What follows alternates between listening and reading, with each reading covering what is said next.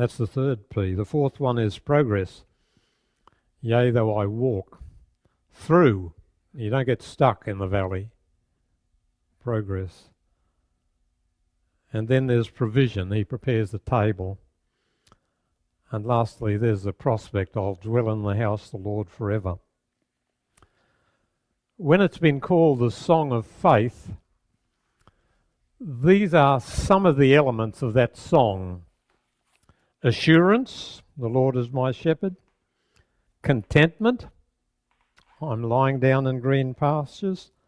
Peace, I'm led beside the still waters. Revival, he restores my soul.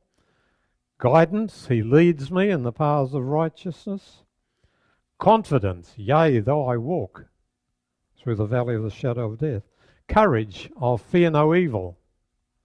You know, it'd be wonderful if we took that line and the next line seriously every day. I'll fear no evil, for thou art with me. Confidence, courage, fear no evil. Companionship, thou art with me. Comfort, thy rod and staff, they comfort me. Provision, the table. Healing.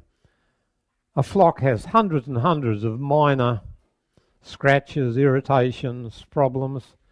And in the evening they come one by one to the eastern shepherd, who dips his hand in olive oil and then anoints the head or some other part of the sheep that may be scratched.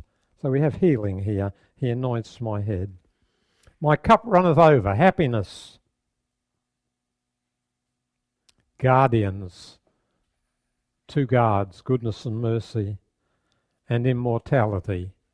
Now that's quite a song, isn't it? Let me list them again. Assurance, contentment, peace, revival, guidance, confidence, courage, companionship, comfort, provision, healing, happiness, guardians, immortality. Song of joy, song of faith.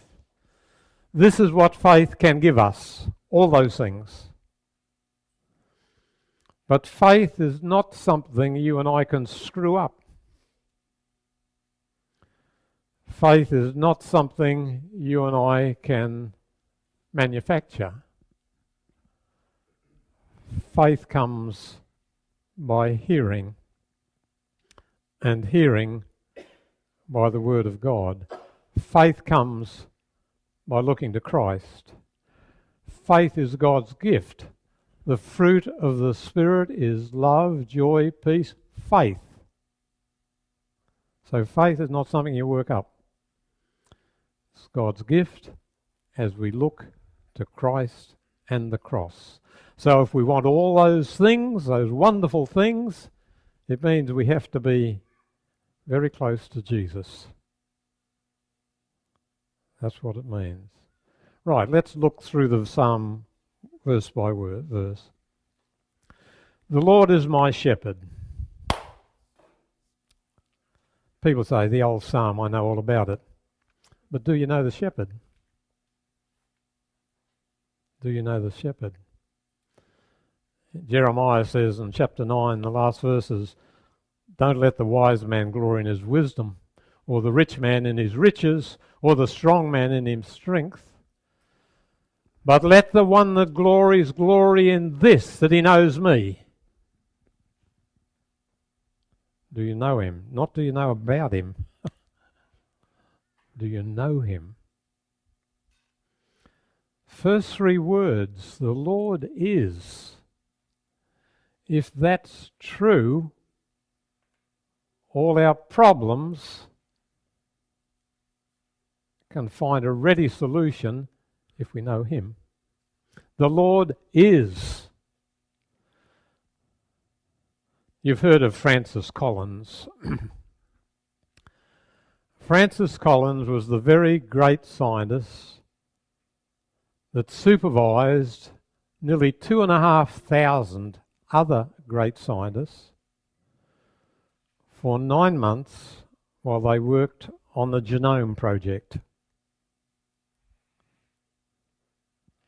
because they felt that would yield information that one day could abolish much illness and death.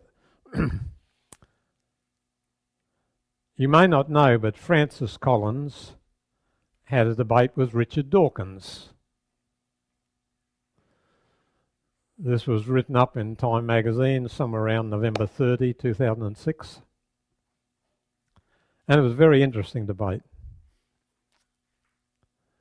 And I think Mr. Dawkins did not come off very well. But here's one of the things that Francis Collins said.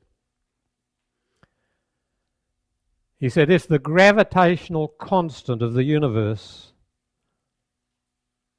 was different by 1 part in 100 million, we wouldn't be here. He said that means that the chances for a God are 100 million to 1.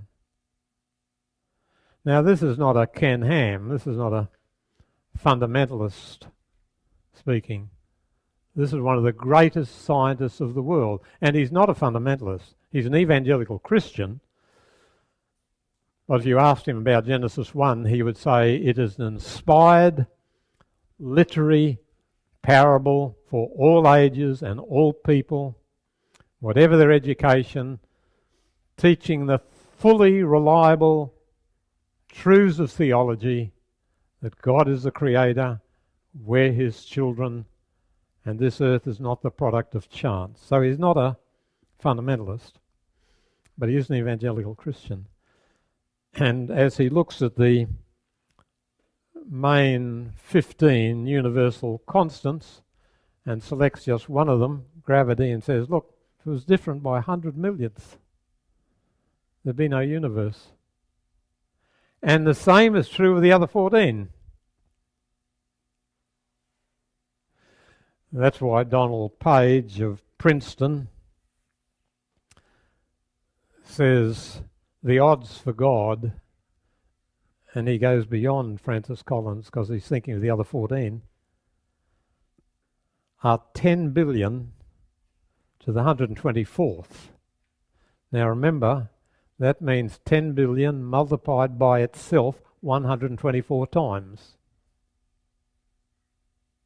This is why Paul Davies, not a Christian, Australian scientist, everybody knows about Paul Davies. He says, I cannot believe that our existence is a quirk of fate. I cannot believe that we're here by accident.